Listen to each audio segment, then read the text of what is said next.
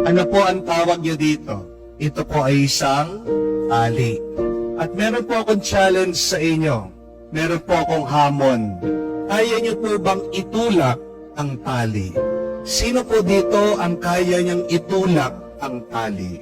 Pag natulak niyo po, bibigyan ko kayo ng 1,000 pesos. Meron po ba? Pero, pag hindi mo natulak, ako po ang bibigyan niyo ng 1,000 pesos. Meron po bang gusto sumubo? Wala. Bakit? Kasi napaka-imposible na itulak mo ang tali. Amen? Kasi ang kasabihan, you cannot push a rope. Hindi mo maitutulak ang tali kahit na anong gawin mo. Kahit na manalangin ka, imposible na maitulak mo ang tali. At anong ibig sabihin nun? What does it mean by saying you cannot push a rope? Ito lang po, tandaan niyo ito. Hindi mo mapipwersa ang mga tao. Amen? Hindi mo mapipilit ang tao.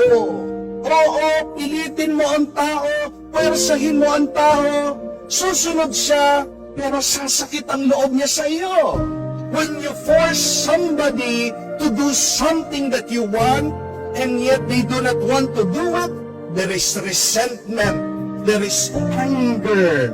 Kaya nga po tingnan nyo, inipilit niyo yung mga anak nyo, kumuha ng kurso na hindi nila gusto, mag-nursing ka, mag-accountancy ka, mag-engineering ka, oo, susunod sa inyo. Pero pagkatapos, tignan niyo po, maghahanap din ng ibang kurso. Tumatanda, may tinatago na sama ng loob sa inyo. Kayo po mga misis, di ba palagi pinepwersa nyo, pinipilit yung mga asawa nyo? Sumusunod naman po, hindi po ba? Pero sumasakit din ang loob sa inyo. Kaya nga hindi mo masisisi, naghahanap ng ibang mas sweet, naghahanap ng ibang makakaintindi sa kanila. Yung hindi sila pinipilit, yung hindi sila pinepwersa, yung hindi sila tinatakot. Naghahanap sila na sila naman sana yung masunod, sila naman sana yung pakinggan, sila naman sana yung bigyan ng pansin. Walang tao kung nag-i-enjoy, natutuwa, masaya, na tinutulak, pinipilit at pinipwersa. Amen? Yan yung ibig sabihin na you cannot push a rope. At naiintindihan po ng Diyos yan. Kaya nga ang Diyos, kahit na gusto niya magbalik tayo ng loob sa Kanya, hindi tayo kailanman pinwersa ng Diyos. Hindi tayo kailanman tinulak ng Diyos sa Kanyang kagustuhan. Anong ginagawa ng Diyos palagi? Hinihila tayo ng Diyos. God always attracts us to do the good. God always draw us to a life of holiness. Tingnan niyo po, sinasabi sa Ebanghelyo, pinadala ng Diyos ang propeta si San Juan Bautista. Ano po ang larawan ni San Juan? Isa siyang liwanag na nagbigay tuwa sa mga tao. Oo nga naman, pag nakakita ka ng bahay, hindi po ba? Naantig ka, na-attract ka, lumalapit ka doon sa bahay, nagpapapicture ka, nagseselfie pa kayo, hindi po ba? Pero pag nakakita ka ng isang bahay o tahanan na walang ilaw, ang bilis ng lakad mo, iniiwasan mo. Bakit? Natatakot ka. Nararamdaman mo parang may nagmumulto. Yung liwanag ng kabutihan, kabanalan ni San Juan, hinila niya ang mga tao pabalik sa Diyos. Dumating ang ating Panginoong Jesucristo. Nagpakita siya ng napakaraming mga milagro. Ang kanyang salita ay liwanag daw at buhay. At dahil din po sa mga milagro, himala ng ating Panginoon, napakaraming tao nagbalik din sa Diyos. At tandaan niyo po, nung tinawag ni Jesus ang kanyang mga alagad, ano ang sabi niya? Kay San Pedro, kay San Andres, kina Juan at Santiago, Ama, Gagawin ko kayong mga mangingisda ng mga tao. I will make you fishers of men. At ano po ang gamit ng mga namimingwit, ng mga nangingisda, kung hindi tali? Pag nakuha ang isda, hindi ba hinihila mo mula sa tubig, inaalis mo? At ganyan din ang ginawa ng mga apostoles ng Diyos. Tayo ay hinuli, nilapit, hinila, papunta sa Diyos. Alam din kasi ng Diyos, ang demonyo marunong din manghila. Kaya nga po ang buhay natin, kung titignan nyo, isa pong hilahan. It is a tug of war.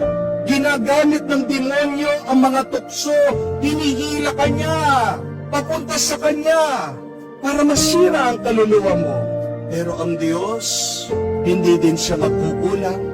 Napakaraming ginagamit ng Diyos, mga paraan, karanasan, tao, para din tayo ay mahila, para magtagumpay siya, makuha din niya pabalik itong ating mga kaluluwa. Ang tanong, kanino ka magpapahila?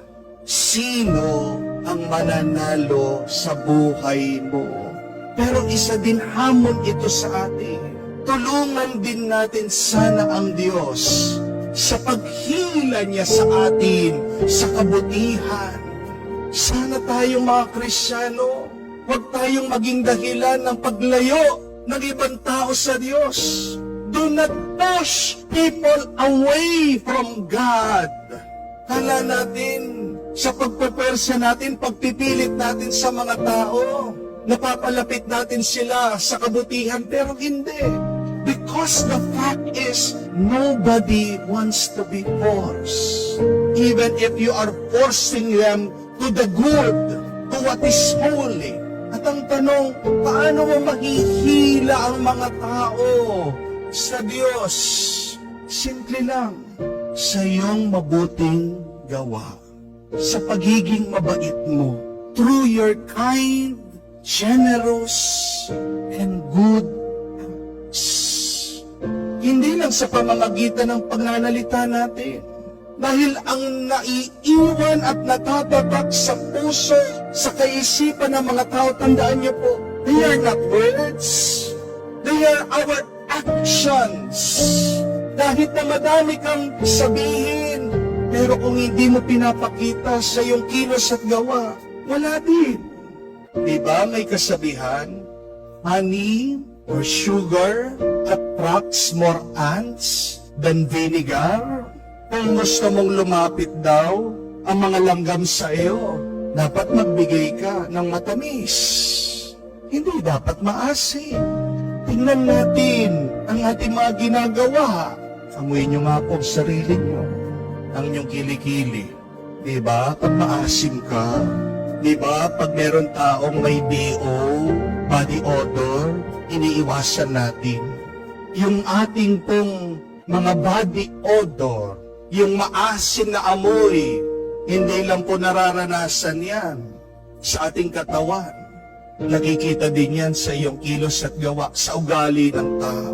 Kung gusto mong mapalapit ang mga tao sa iyo, unahin mo, baguhin mo ang pag-uugali mo. Unahin mo ang iyong ginagawa.